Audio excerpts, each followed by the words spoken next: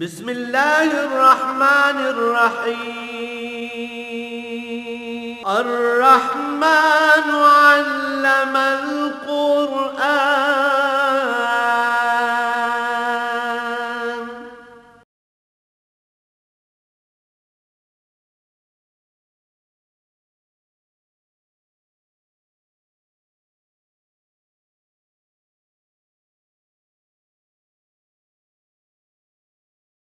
الحمد للہ رب العالمین والصلاة والسلام علی حبیبہ محمد وآلہ وصحبہ اجمعین اعوذ باللہ من الشیطان الرجیم بسم اللہ الرحمن الرحیم وہذا کتاب انزلناہ مبارک مصدق الذی بین یدیہ ولتنذر ام القری ومن حولہا والذین یؤمنون بالآخرة یؤمنون به وهم علی صلاتهم یحافظون ومن اظلم ممن افترى علی اللہ کذبا او قال اوحی الی ولم یوحى الیہ شیء ومن قال سأنزل مثل ما انزل اللہ ولو تری اذ الظالمون فی غمرات الموت والملائکۃ باسطوا ایدیہم اخرجوا انفسکم اليوم تجزون عذاب الہون بما کنتم تقولون علی اللہ غیر الحق وکنتم عن آیاتہ تستکبرون وَلَقَدْ جِئْتُمُونَا فُرَادًا كَمَا خَلَقْنَاكُمْ أَوَّلَ مَرَّةٍ وَتَرَكْتُم مَّا خَوَّلْنَاكُمْ وَرَاءَ ظُهُورِكُمْ وَمَا نَرَىٰ مَعَكُمْ شُفَعَاءَكُمُ الَّذِينَ زَعَمْتُمْ أَنَّهُمْ فِيكُمْ شُرَكَاءُ لَقَدْ تَقَطَّعَ بَيْنَكُمْ وَضَلَّ عَنْكُمْ مَا كُنْتُمْ تَزْعُمُونَ اللهم سبحانك لا علم لنا إلا ما علمتنا إنك أنت العليم الحكيم مولاي صل وسلم دائما أبدا على حبيبك خير الخلق كلهم۔ سادہ صاحبہ محاورہ ترجمہ ان آیات مبارکہ کا یہ ہے کہ یہ کتاب ہے جسے ہم نے نہایت مبارک اور بابرکت نازل فرمایا ہے، اپنے سے پہلی کتابوں کی تصدیق کرتی ہے اور آخرت کی خبر دیتی ہے اہل مکہ کو اور اس کے ارد گرد کو، اور جن لوگوں کا آخرت کا یقین ہے وہ اس کتاب پہ ایمان لاتے ہیں اور اللہ کی عبادات اور اللہ کی اطاعت پہ کاربند رہتے ہیں۔ اگر واقعی کسی پر وحی نازل نہ ہوئی ہو اور وہ کہتا ہو کہ مجھ پہ وحی نازل ہوتی ہے تو اس سے بڑا ظالم کون ہوگا کہ وہ اللہ پر جھوٹ بولتا ہے، اور جو یہ کہتا ہے کہ جیسا اس کتاب کا مضمون ہے ویسا میں بھی بنا سکتا ہوں، تو یہ محض باتیں ہیں۔ اس قسم کے لوگوں کو اے کاش تم دیکھو جب وہ موت کی سختیوں میں مبتلا ہوتے ہیں اور موت کے فرشتے ان کی طرف اپنے ہاتھ بڑھا رہے ہوتے ہیں اور انہیں کہتے ہیں کہ نکالو اپنی روح کو، آج تم ذلت کے عذاب کی طرف جانا ہے تمہیں، اس لیے کہ تم اللہ پر جھوٹ بولتے تھے، غیر حق کہتے تھے اور اس کی آیات کے مقابلے میں تکبر کرتے تھے۔ تو ارشاد ہوگا روز حشر کو انہیں کہ بھئی تمہیں تو بڑا ناز تھا، مال و دولت، دنیا، گاڑیاں، مکان، دوست، احباب، لیکن آج تم ویسے ہی خالی ہاتھ، ننگے بدن، ننگے سر، ننگے پاؤں آ گئے ہو جس طرح تمہیں پہلے دن پیدا کیا تھا، اور جتنی نعمتیں عطا کی گئی تھیں انہیں دنیا میں ہی چھوڑ آئے ہو، اور آج تمہارے ساتھ کوئی تمہارا سفارشی بھی نظر نہیں آتا جنہیں دنیا میں تم اللہ کے مقابلے میں عزیز رکھتے تھے۔ آج تو ان کے اور تمہارے درمیان وہ رشتے ٹوٹ گئے جن پر تمہیں بڑا گمان اور بڑا ناز ہوا کرتا تھا۔ صدق اللہ العظیم۔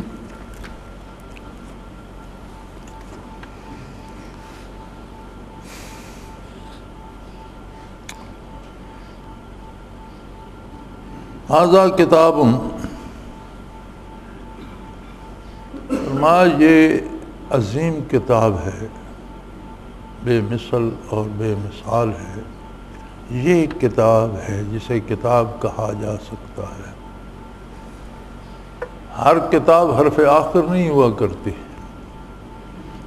ایک موضوع پر ہزاروں، بعض اوقات لاکھوں کتابیں مل جاتی ہیں۔ طب ایک موضوع ہے، طب پہ آپ کو لاکھوں کتابیں مل جائیں گی، لیکن کوئی کتاب حرف آخر نہیں ہوتی۔ اس میں کچھ لوگوں کی آراء ہوتی ہیں۔ کسی دوسرے موضوع پہ دیکھ لیں، بے شمار کتابیں ملیں گی، مختلف لوگوں کی مختلف آراء ہوں گی، پھر ان کے بعد کوئی اور لکھے گا۔ اکثر یہ دیکھا گیا ہے کہ اسی موضوع پر جب دوسری کتاب آتی ہے تو وہ پہلوں کی تردید بھی کرتا ہے بعض اوقات کہ اس نے یہ جو لکھا یہ غلط لکھ دیا، یہ بات ایسے نہیں ایسے ہے۔ سائنس کی ترقی بہت کمال کو پہنچ چکی، لیکن آپ دیکھیں گے ہر 5-10 سال بعد نئے سائنسدان پرانی سائنسی تحقیق کی تردید کر دیتے ہیں، کہتے ہیں انہوں نے یہ غلط کہا تھا، اصل بات یہ ہے۔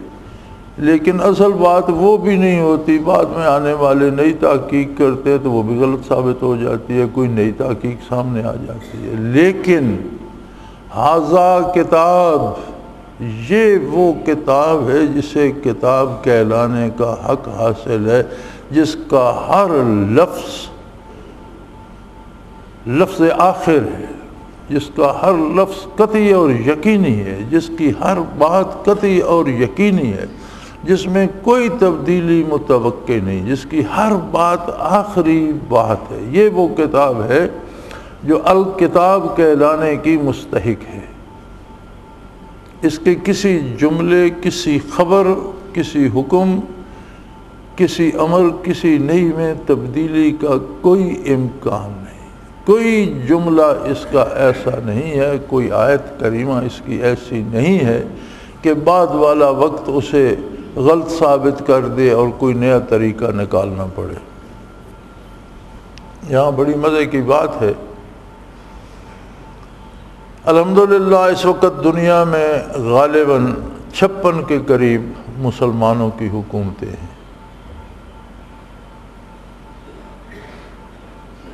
اور ساری حکومتیں سوائے شرق اوسط کی چند حکومتوں کے، شرق اوسط میں جو ریاستیں ہیں وہ کم از کم حدود کی حد تک تو انہوں نے اسلام نافذ کر رکھا ہے، باقی بہت سی باتیں ان کی بھی اپنی مرضی کی ہیں۔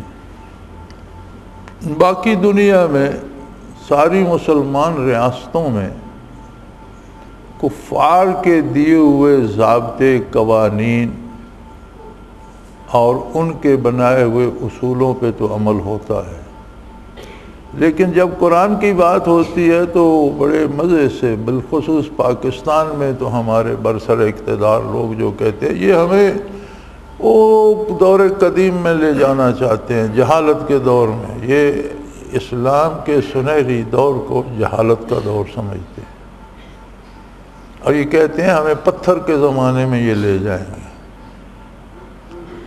یاد رکھیں قرآن کریم صرف اس زمانے کے لیے نہیں تھا جب نازل ہوا، قرآن کریم نزول سے لے کر قیامت تک کے لیے انسانی زندگی کے، موت کے، انسانی تعلقات کے، سیاست کے، معاملات کے، ہر بات کے اصول متعین کر دیتا۔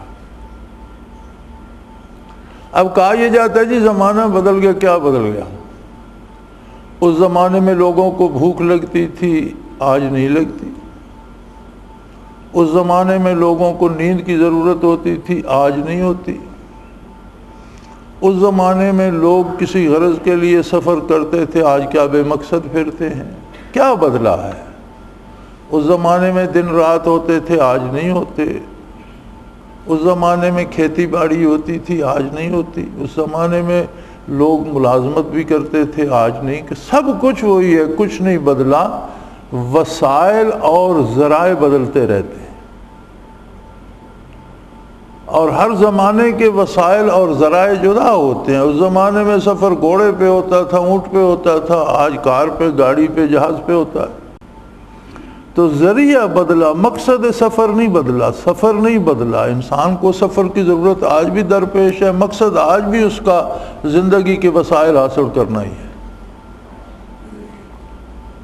اس زمانے میں جنگیں ہوتی تھیں، آج نہیں ہوتی. آج تو جنگ بند ہی نہیں ہوتی، امن ہوتا ہی نہیں. اس زمانے میں لوگ کاروبار کرتے تھے، آج کاروبار اسی مقصد کے لیے نہیں کرتے. وسائل اور ذرائع بدلتے ہیں، نہ انسان بدلا ہے نہ انسانی ضرورتیں بدلی ہیں. انسان آج بھی اسی طرح ماں کے پیٹ سے پیدا ہوتا ہے، انسان آج بھی اسی طرح مرتا ہے، انسان آج بھی بیمار ہوتا ہے، صحت مند ہوتا ہے. اس زمانے کی دوائیں کچھ اور ہوں گی، آج کوئی جدید تحقیق آ گئی ہوگی، دوائی کچھ اور ہو گئی ہوگی. اس زمانے میں وہ ڈنڈا مار کے بے ہوش کرتے تھے، آج ٹیکہ لگا کے بے ہوش کر لیتے ہیں. تو ذرائع بدلے ہیں، اصل چیز کچھ بھی نہیں بدلا اور نہ بدلے گا. ذرائع شاید اس کے بعد کچھ اور بدل جائیں. اس زمانے میں گھروں میں کپڑا بنتا تھا روئی کاٹ کر، آج مشینوں پہ روئی چھوڑ کر پولیسٹر اور نائلن کے کپڑے بن رہے ہیں. لیکن کیا لباس کی ضرورت بدلی؟ اصل ضرورت تو تھی نا کہ انسان کو لباس چاہیے. تو تکمیل ضرورت کے سبب بدلے ہیں، اسباب بدلے ہیں، ضرورت نہیں بدلی، کچھ نہیں بدلا، نہ قیامت تک بدلے گا. اسی طرح انسان پیدا ہوتے رہیں گے، مرتے رہیں گے، بیمار ہوں گے، صحت مند ہوں گے، ان کا کاروبار ہوگا، لین دین ہوگا، سفر ہوگا، حضر ہوگا. تو قرآن کریم نے ایسے اصول بتائے ہیں جو زمانے کے ساتھ پرانے نہیں ہوتے. ہر عہد میں اتنے ہی کارگر ہیں جتنے نزول کے وقت کارگر تھے. یہی اس کتاب کی شان ہے اور اسی کی طرف اللہ کریم رہنمائی فرما رہے ہیں. ھذا کتاب، یہ ہے جسے کتاب کہلانے کا حق ہے، جس میں کسی تبدیلی کی کبھی ضرورت ہی پیش نہیں آئے گی، جس نے ایسے اصول بتائے ہیں جو انسانی زندگی کا قیامت تک ساتھ دیتے رہیں گے.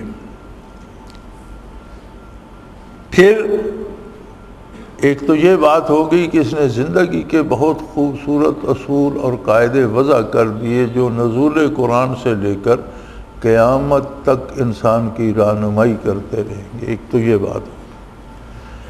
دوسری بات اس میں یہ انزلناہ مبارکن، اس کو ہم نے بہت ہی برکت بنا کر نازل فرمایا. اس میں تائید باری بھی ہے، اس میں اللہ جل شانہ کی رحمت بھی ہے. وہ جو ایک مقولہ ہے، کلام الملوک ملوک الکلام، بادشاہوں کا کلام کلام کا بادشاہ ہوا کرتا ہے. تو یہ احکم الحاکمین کا کلام ہے. متکلم کی ذات کا اثر ہوتا ہے کلام میں. آپ کسی آدمی سے مسلسل باتیں سنتے رہیں تو اس آدمی کی عادتیں آپ تک منتقل ہونے لگتی ہیں، اس کے مزاج کا، اس کی طبیعت کا اثر آپ پر پڑنے لگتا ہے. کسی بچے کو آپ بٹیر لڑانے والوں کے پاس چھوڑ دیں، 2-4 مہینے ان کے ساتھ رہے تو آپ دیکھیں گے وہ بھی ایک بٹیر ہاتھ میں لیے پھرتے. ابھی تجھے کیا ہو گیا؟ وہ ان کے پاس بیٹھ کر ان کی باتیں سن کر ان کی عادت اس میں بھی آ گئی. تو فرمایا یہ کتاب اپنی شان میں بہت بلند ہے کہ اس کا ہر حرف حرف آخر ہے. پھر صرف یہ نہیں، ایک تو یہی بہت بڑی خوبی تھی، پھر صرف یہ نہیں، یہ اللہ کا کلام ہے اور اس میں تجلیات باری ذاتی ہیں. وہ برکات اس میں موجود ہیں جو اللہ کی ذاتی تجلیات سے متعلق ہیں.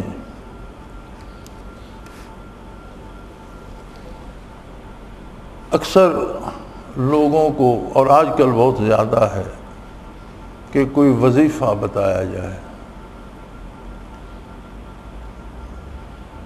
تو اگلے دن ہمارے سبق میں بھی تھا، حضرت رحمۃ اللہ علیہ کا ارشاد تھا کہ ہمارا وظیفہ اللہ کی کتاب، قرآن کریم سے بڑا کوئی وظیفہ. تو اگر کوئی بطور وظیفہ بھی پڑھنا چاہتا ہے تو سورہ فاتحہ سے شروع کرے اور والناس تک قرآن کو پڑھتا جائے، چونکہ یہ صرف اصول و قواعد نہیں، ان میں تجلیات باری اور برکات الہیہ بھی ہیں۔ ان کے پڑھنے سے شعور کا حاصل ہونا، کام کرنے کا سلیقہ آنا، عبادت کا طریقہ آنا، اللہ کی ذات اور صفات سے آشنا ہونا، عظمت انبیاء کا پتہ چلنا، اللہ کے نیک بندوں کی سمجھ آنا، لین دین کے طریقوں کا پتہ چلنا، معاملات کا پتہ چلنا، شادی بیاہ، والدین، بیوی، گھر والے، بہن بھائی، کس سے کیا طریقہ کرنا ہے، قوموں اور ملکوں کے معاملات، سیاسیات، کاروبار، ہر چیز کی طرف رہنمائی تو ملتی ہی ہے، جو بہت بڑی بات ہے۔ اس کے ساتھ تجلیات باری جو ہیں وہ اور زائد ہیں، یعنی یہ بابرکت بھی ہے،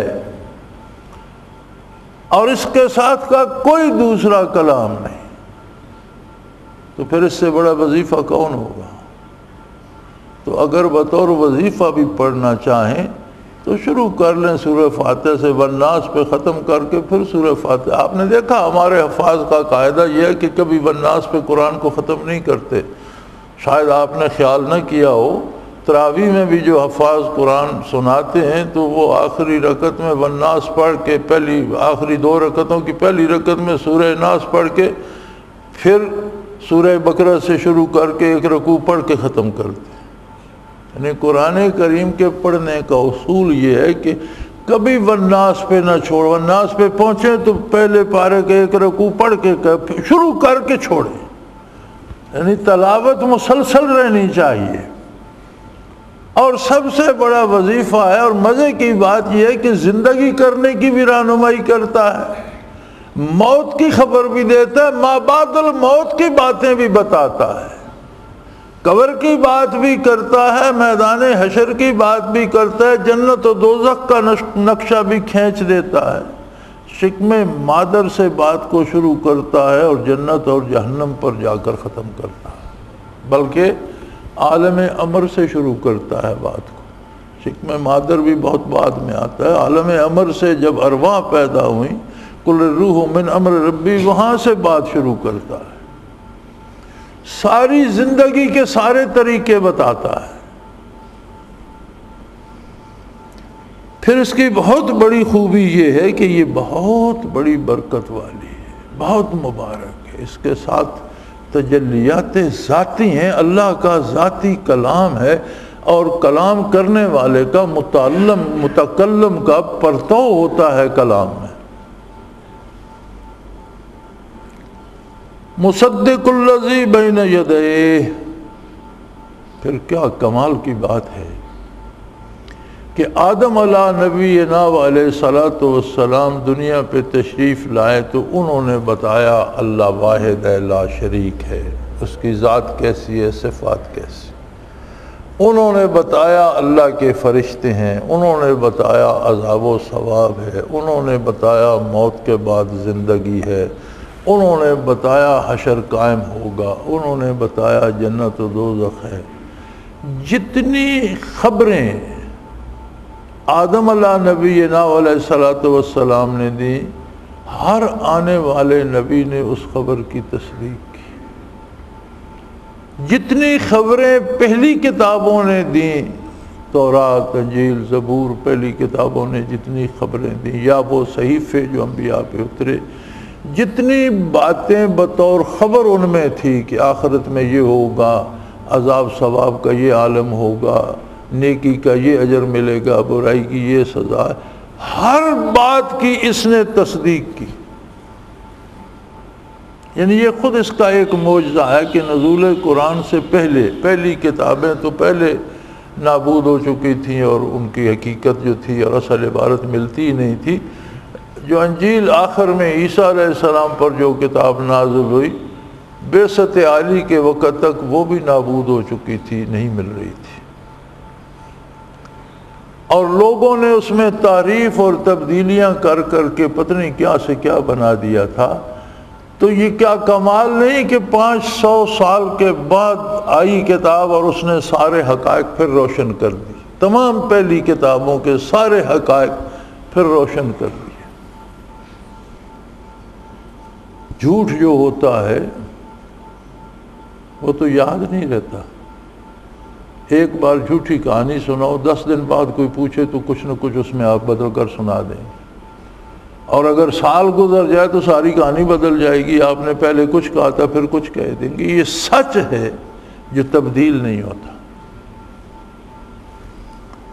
تو فرمایا اس نے تو پہلی کتابوں پہ جو غبار بیٹھ چکا تھا حقائق پہ، وہ غبار بھی اٹھا دیا اور تمام امور کی تصدیق کر دی۔ اور یاد رکھیں ہر شریعت میں جو تبدیلی آئی وہ احکام میں آئی، خبر میں تبدیلی نہیں آئی، چونکہ خبر کا اصول یہ ہے کہ جب دو خبریں آتی ہیں تو دونوں ایک بات کے بارے دو خبریں آئیں، ایک معاملہ کے بارے دو خبریں آئیں تو دونوں سچ نہیں ہوتی، ایک سچ ہوتی ہے۔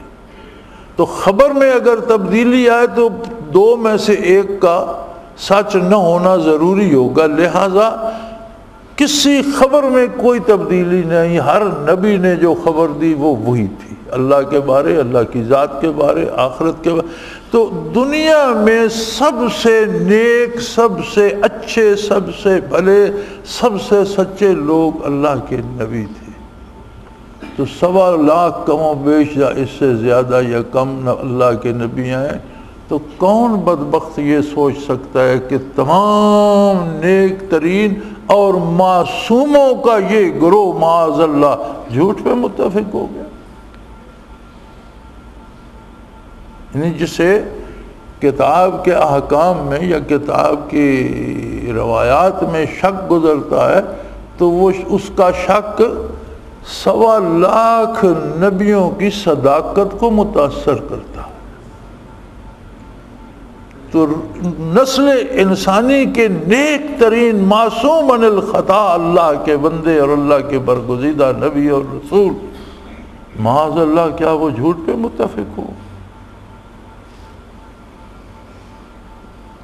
اور اس کا مقصد یہ ہے، اس کتاب کے اس بابرکت اور حقیقی کتاب کے نزول کا مقصد یہ ہے لِتُنذِرَ أُمَّ الْقُرَىٰ وَمَنْ حَوْلَهَا، کہ آپ اہل مکہ کو انذار ہوتا ہے آنے والے وقت کی، آنے والے خطرے کی بر وقت اطلاع۔ ہمارے اردو دان حضرات اس کا ترجمہ ڈر کر دیتے ہیں تاکہ تو ڈرائے۔ ڈر تو مختلف ہوتے ہیں، ڈر دشمن کا بھی ہوتا ہے، ڈر موذی جانور کا بھی ہوتا ہے، ڈر کسی سے دھوکہ کھانے کا بھی ہوتا ہے، ڈر درندے کا بھی ہوتا ہے، کسی کو تاریکی میں ڈر لگتا ہے۔ ڈر ایک عام سا لفظ ہے اردو کا، عربی میں جو انذار ہے ڈر اس کا مفہوم ادا نہیں کرتا۔ انذار کا مطلب یہ ہے کہ کوئی بندہ کسی راستے پہ جا رہا اور اس راستے پہ آگے ڈاکو ہیں، وہ لٹ جاتے ہیں، اسے پتہ نہیں، جو بھی مسافر جاتا ہے قتل ہو جاتا ہے، مال لوٹ لیتے ہیں، تو اسے بتایا جائے کہ اس راستے پہ نہ جاؤ، اس پہ لوٹے جاؤ گے، مار دیے جاؤ گے، اسے کہتے ہیں انذار۔ یعنی آنے والی تباہی کا اس کے آنے سے پہلے پتہ دے دینا، یہ انذار ہوتا ہے۔ فرمایا لِتُنذِرَ أُمَّ الْقُرَىٰ، کہ آپ اہل مکہ کو کفر پر رہنے سے جو آنے والے خطرات ہیں، موت کے وقت، موت کے بعد، برزخ میں، پھر میدان حشر میں، پھر جہنم کے عذاب، ان کی بروقت اطلاع دے دیں۔ وَمَنْ حَوْلَهَا، اب من حولہا سے یہ نہ سمجھ جائے قرآن تو اہل مکہ اور اس کے ارد گرد کے لیے نازل ہوا تھا، چونکہ مکہ مکرمہ وہ نقطہ ہے جو پہلے تخلیق کیا گیا زمین کا۔ پہلے صرف پانی تھا، پھر اس پر اللہ نے جھاگ سی بنائی، اس جھاگ میں ایک نقطہ زمین کا تخلیق فرمایا جہاں بیت اللہ شریف ہے، وہاں سے ساری زمین کا فرش پھیلایا گیا۔ تو مراد یہ ہوگی کہ اہل مکہ جو اس بنیادی نقطے پہ بیٹھے ان کو بھی ڈرائیں، اور وہاں سے پھیل کر زمین جہاں تک گئی،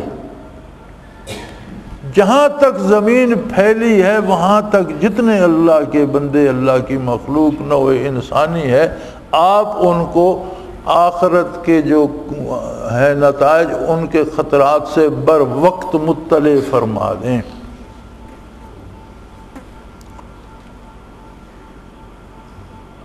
اور ایک اور بات بڑی عجیب فرمائی،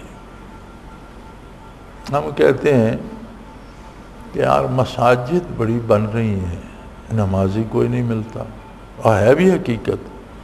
جہاں جاؤ چندہ برائے مسجد کی ایک کاپی ہے، جہاں جاؤ ایک مسجد کی بنیاد رکھی ہوئی ہے، ہر محلے، ہر گاؤں، ہر جگہ، لیکن جب اذان ہوتی ہے تو 2-4 ٹوٹے پھوٹے لوگ، بوڑھے بیچارے، کوئی وہ اللہ توفیق دے تو آ جائیں، ورنہ کوئی مسجد میں نہیں آتا۔ اس کا سبب کیا ہے؟ انہیں پتہ نہیں ہے کہ یہ 5 گانا صلاۃ فرض ہے، اور فرض جو ہوتا ہے، فرض عین جو ہوتا ہے، وہ اس طرح ہوتا ہے جیسے سانس لیتے ہیں۔ دین کے لیے بمنزلہ سانس لینے کی ہے، اگر وہ چھوٹ جائے گا تو دین کا بچنا محال ہے۔ تو کیوں نہیں پڑھتے؟ اللہ کریم نے وجہ بتائی کہ ان بے وقوفوں نے اسی دنیا میں دل لگا، انہیں یہ خیال ہی نہیں ہے کہ آخرت بھی ہے۔ جسے آخرت کا خیال ہوگا وہ اس کتاب کو مانے گا، جسے یہ خیال ہوگا کہ زندگی کے بعد بھی زندگی ہے، پہلے آخرت کا اعتبار ضروری ہے، پھر عمل کی توفیق نصیب ہوگی۔ جنہیں آخرت پہ اعتبار ہے وہ اس کتاب کے حرف حرف کو مانیں گے۔ ماننے سے مراد ہے کہ اس پر عمل کریں گے۔ علماء حقہ کے نزدیک زبانی ماننا بھی اسلام تو ہے،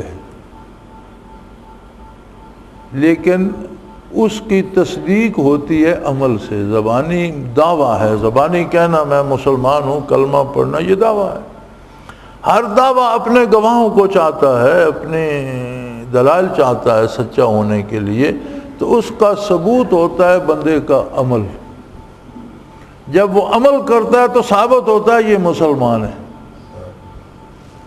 ایک بزرگ کا قول میں نے کہیں پڑھا تھا، وہ فرماتے تھے اگر صحابہ کو اللہ دنیا میں واپس بھیج دے، یہ آج سے پہلے 5ویں-6ویں صدی ہجری کا کسی کا ارشاد ہے، مجھے اب نامی یاد نہیں رہا، فرماتے تھے آج اگر دنیا میں اللہ صحابہ کو بھیج دے تو وہ لوگوں کو دیکھ کر کہیں گے کہ یہ مخلوق تو کوئی عجیب ہے، یہ تو انسان ہے ہی نہیں، اور لوگ کہیں گے یہ بابے جو آگے یہ تو پاگل ہیں، ان میں عقل ہی کوئی نہیں۔ تو صحابہ کرام کے آنے کی ضرورت نہیں ہے۔ اب ہم تک 15ویں صدی تک پہنچتے اب جو لوگ سود نہیں لیتے، حرام نہیں کھاتے، رشوت نہیں لیتے، اللہ کی عبادت کی کوشش کرتے ہیں، حق پر رہنے کی کوشش کرتے ہیں، آج کے جدید دور کے لوگ انہیں پاگل کہتے ہیں یہ بے وقوف۔ بلکہ اگلے دنوں میں خود سن رہا تھا، ہمارے ایک محترم وزیر صاحب ٹیلی ویژن پہ بیٹھے تھے، یہ جو انہوں نے بنائے ہوئے ٹاک شو ٹی وی والوں نے، یہ 2-4 سیاستدان اکٹھے کر لیتے ہیں اور بیچ میں دانہ ڈال دیتے ہیں، خود بیٹھ کے ہنستے رہتے ہیں، وہ مرغوں کی طرح لڑتے رہتے ہیں۔ تو یہ مرغ لڑانے کا نیا طریقہ ہے، ٹی وی والوں نے نکالا ہے۔ تو وہ ٹی وی پہ اس پہ کسی نے سوال کیا کہ یہ جو پاکستان میں مالی معاملات میں بے ایمانی کی جاتی ہے اور لوگ کھا جاتے ہیں، فنڈز کھا جاتے ہیں، سرکاری کام جہاں ہوتا ہے وہ پیسے کھا جاتے ہیں، رشوت لے لیتے ہیں، تو یہ پاکستان کی بڑی مصیبت ہے، یہ رکنی چاہیے۔ تو اس نے مسکرا کر کہا، مرکز کا وزیر ہے، اس نے کہا بھائی وہ کرپشن کا لفظ استعمال کر رہے تھے، انگریزی لفظ ہے کرپشن، بددیانتی۔ تو وہ کہہ رہا تھا کہ آج کے جو آمدن کے ذرائع ہیں ان میں سب سے اچھا ذریعہ تو کرپشن ہے، اور جو کرپشن نہیں کرتا وہ اپنا نقصان کر رہا، وہ بے وقوف ہے۔ یعنی اب صحابہ کے آنے کی ضرورت نہیں، آج کے جو جدید عہد کے ترقی یافتہ لوگ ہیں، یہ حلال کھانے والے، سچ بولنے والے، اللہ اللہ کرنے والے بندے کو ٹیلی ویژن پر بیٹھ کر کہتے ہیں یہ بے وقوف ہیں، پاگل ہیں۔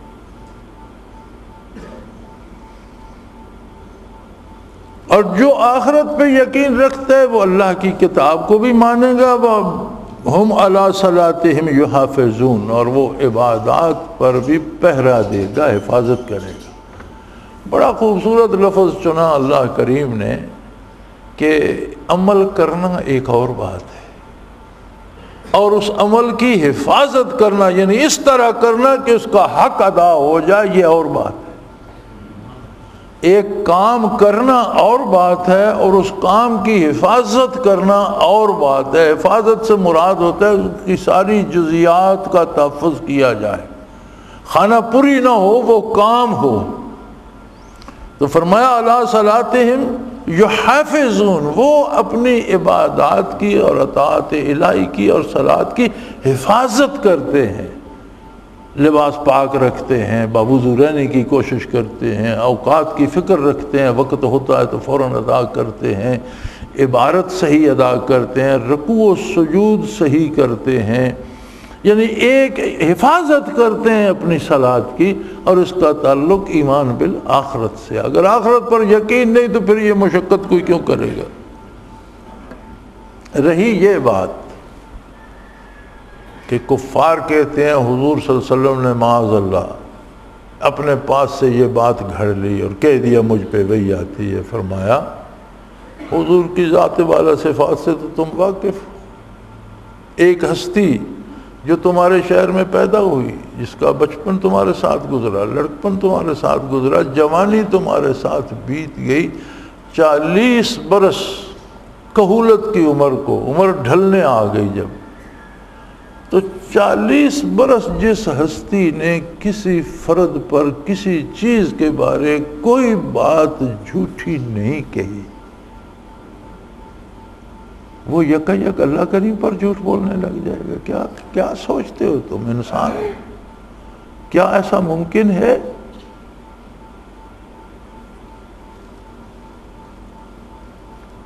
تو فرمایا یہ تو بہت بڑا ظلم ہے، یہ تو کوئی انتہائی ظالم آدمی، بدترین خلائق ہوگا جس پر وحی نازل نہیں ہوتی اور وہ دعویٰ کرتا ہے مجھ پر وحی آتی۔ یہ تو کوئی بدترین خلائق ہوگا، بد اخلاق ہوگا، بدتمیز ہوگا، جھوٹا ہوگا، ہر گناہ اس میں موجود ہوگا۔ جس طرح مرزا قادیانی نے کہا، دعویٰ کیا، تو میرے ایک دوست ہوتے تھے بڑے اچھے، اور بڑے اچھے پڑھنے لکھنے والے لٹریری آدمی تھے، تو ایک قادیانی دوست نے انہیں اپنا لٹریچر پڑھنے کے لیے دیا کہ بھئی پڑھنے میں تو کوئی حرج نہیں، آپ مانیں نہ مانیں، تو یہ ہمارے نبی کی کتابیں ہیں، ہم تو اسے نبی مانتے ہیں، تو یہ تو آپ اس کا مطالعہ کر کے مجھے بتائیں۔ تو کچھ دن بعد انہوں نے وہ کتابیں دیکھ کے انہیں لوٹائیں۔ ہاں جی، انہوں نے پوچھا فرمائیے کیا سمجھ آئی؟ اس نے کہا یار بڑی سمجھ آئی، یہ جس شخص کی کتابیں ہیں یہ تو انسان ثابت نہیں ہوتا تو نبی تو بہت بلند ہوتا، یہ تو کوئی پاگل ہے، بے وقوف ہے، اور بڑا پرلے درجے کا جھوٹا اور بدترین آدمی ہے۔ اس کی اپنی کتابیں بتا رہی ہیں کہ اسے تو انسان ثابت کرنا مشکل ہے، تم نبی مانے پھرتے۔ یہ اس کی اپنی کتابوں سے میں نے نتیجہ نکالا ہے کہ تو یہ تو آدمی بھی نہیں ہے، یہ تو پرلے درجے کا جھوٹا بدکار انسان ہے۔ تو وہی حق فرمایا اللہ نے کہ اگر کسی پر وحی نہیں آتی اور اس بات کا دعویٰ کرتا ہے کہ مجھ پہ وحی آتی ہے تو وہ بدترین خلائق ہوگا، جبکہ اللہ کا نبی مثالی انسان ہے، جس سے ایسا دوسرا انسان کوئی نہیں ملتا زندگی کے ہر شعبے میں۔ یا پھر کسی نے کہا وَمَنْ قَالَ سَأُنزِلُ مِثْلَ مَا أَنزَلَ اللَّهُ، کسی نے کہا میں بھی ایسی عبارت بنا سکتا ہوں جیسی اللہ نے نازل کی ہے قرآن میں۔ فرمایا بہت بڑا جھوٹا ہے۔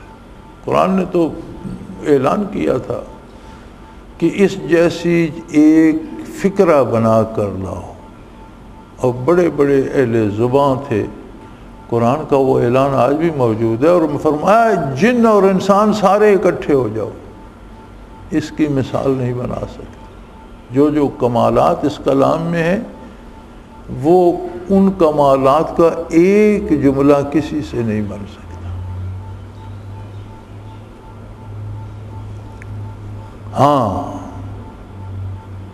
اے مخاطب، اس طرح کے لوگ جو نبوت کا جھوٹا دعویٰ کرتے ہیں یا کہتے ہیں قرآن قصے کہانیوں کی کتاب ہے، ایسے قصے کہانیاں ہمیں بھی آتے ہیں، کاش تو انہیں موت کے غوطے کھاتے ہوئے دیکھے، کاش تم میں اتنی بصیرت ہو کہ تو انہیں اس وقت دیکھے جب یہ موت کی سختیوں میں مبتلا ہوتے ہیں۔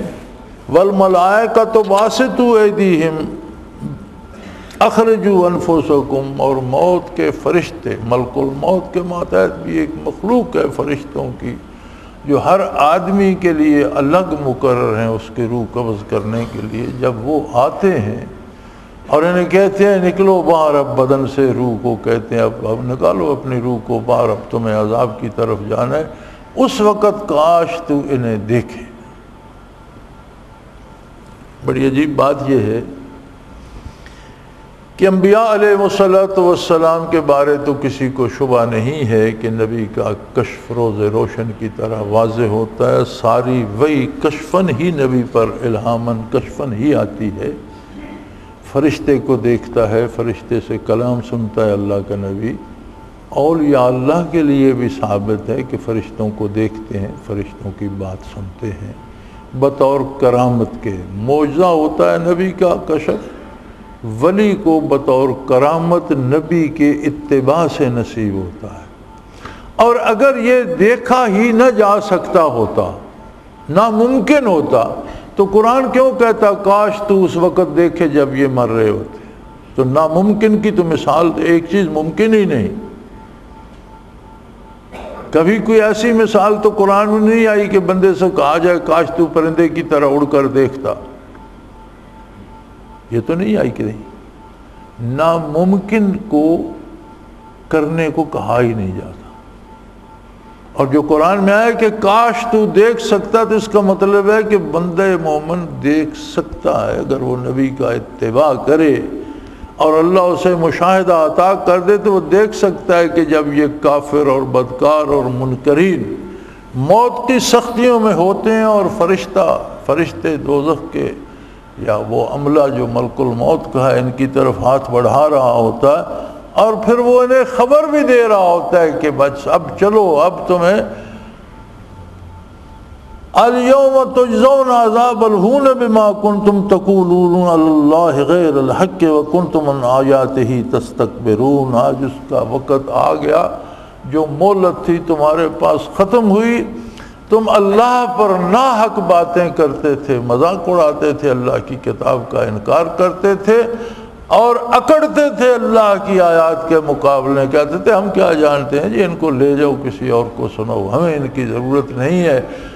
اب اس بات کے انجام کی خبر آ گئی، اب تمہیں ذلیل کی، جتنا دنیا میں تم تکبر کرتے تھے اب تمہیں ذلیل کیا جائے گا، اور ذلت کا عذاب تم پر مسلط ہوگا، عذاب بھی دیے جاؤ گے، ذلیل بھی کیے جاؤ گے۔ فرمایا اے مخاطب، کاش تو میرے نبی سے اتنا تعلق پیدا کرے، اس کی برکات تیرے دل میں اتنی آئیں، تیرا دل روشن ہو جائے اور تو اس حقیقت کو دیکھ سکے کہ اس وقت ان کے ساتھ ہوتا کیا ہے۔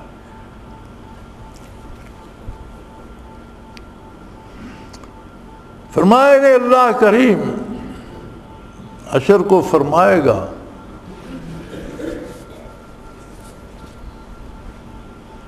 لقد جئتمونا فرادا کما خلقناکم اول مرہ، وہ تم تو ننگ دھڑنگ، سر سے ننگے، پاؤں سے ننگے، نہ قمیض نہ سلوار، نہ وہ کرو فر، نہ ٹائی، نہ کوٹ، نہ 3 پیس سوٹ، نہ وہ پالش کیے ہوئے جوتے، نہ تمہارا ہیٹ، نہ تمہارے پاس تو کچھ بھی نہیں۔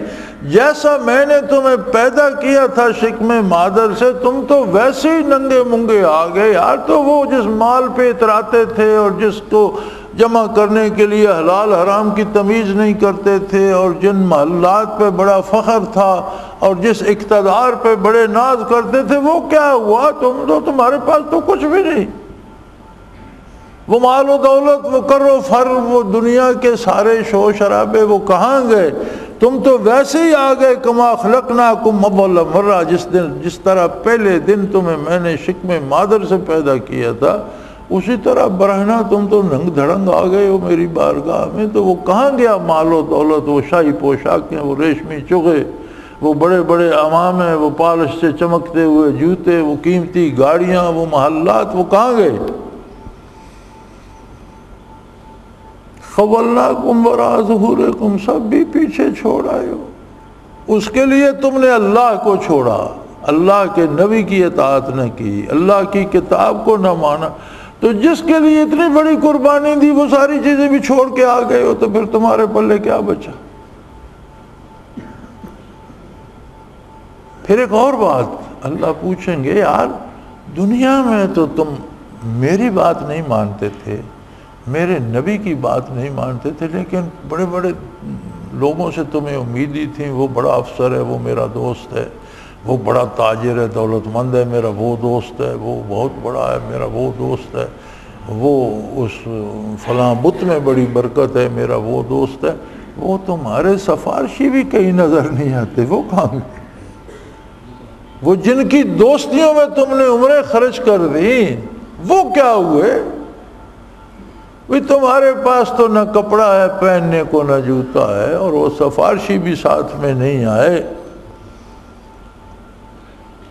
لَقَدْ تَقَطَعَ بَيْنَكُمْ وَضَلَّ عَنْكُمْ مَا كُنْتُمْ تَزْعُمُونَ، فرمایا موت نے تمہارے سارے رشتے توڑ دیے، مال سے بھی، جائیداد سے بھی، دوستوں سے بھی، بتوں سے بھی، ہر چیز سے اس نے تمہیں الگ کر دیا۔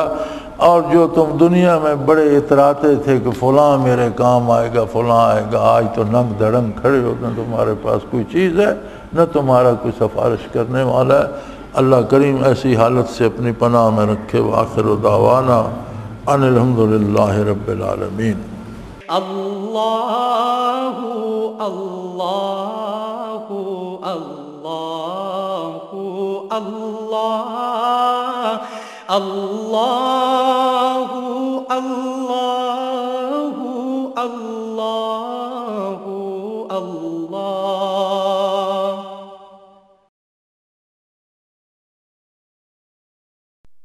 حضرت امیر محمد اکرم آوان مد ظلہ العالی دارالعرفان منارہ ضلع چکوال میں سالہ سال سے قرآن و حدیث کے اوپر خطابات کر رہے ہیں اور سلسلہ نقشبندیہ اویسیہ کے مطابق لوگوں کو ذکر الہی کی تربیت دے رہے ہیں۔ وہ قرآن پاک کی تفسیر ترتیب وار بیان کر رہے ہیں۔ تفسیر قرآن کو وہ موجودہ ملکی اور بین الاقوامی حالات کے مطابق بیان کرتے ہیں۔ موٹر وے سے کلر کہار کے انٹرچینج سے نکلتے ہوئے کلر کہار کی جھیل سے ہوتے ہوئے میانی، بوچھال اور نور پور سے گزرتے ہوئے دارالعرفان منارہ پہنچ سکتے ہیں۔ حضرت امیر محمد اکرم آوان نے بچیوں اور بچوں کی دینی اور دنیاوی تعلیم کے لیے سقارہ اکیڈمی کے نام سے ایک درسگاہ بھی قائم کی ہے، جس کا افتتاح ملک پاکستان کے صدر جنرل محمد ضیاء الحق نے اپنے دست مبارک سے کیا تھا۔ وہ تمام احباب جو اسلام کی طلب رکھتے ہیں ان سے گزارش ہے کہ دارالعرفان منارہ ضلع چکوال میں امیر محمد اکرم آوان صاحب کے خطابات سے مستفید ہوں۔ وہ ہر جمعے کو نماز سے پہلے بیان فرماتے ہیں۔ ہر ماہ کی پہلی اتوار کو ماہانہ اجتماع ہوتا ہے جس میں آپ خصوصی خطاب فرماتے ہیں اور پاکستان کے چاروں صوبوں سے احباب اس اجتماع میں شرکت کرتے ہیں۔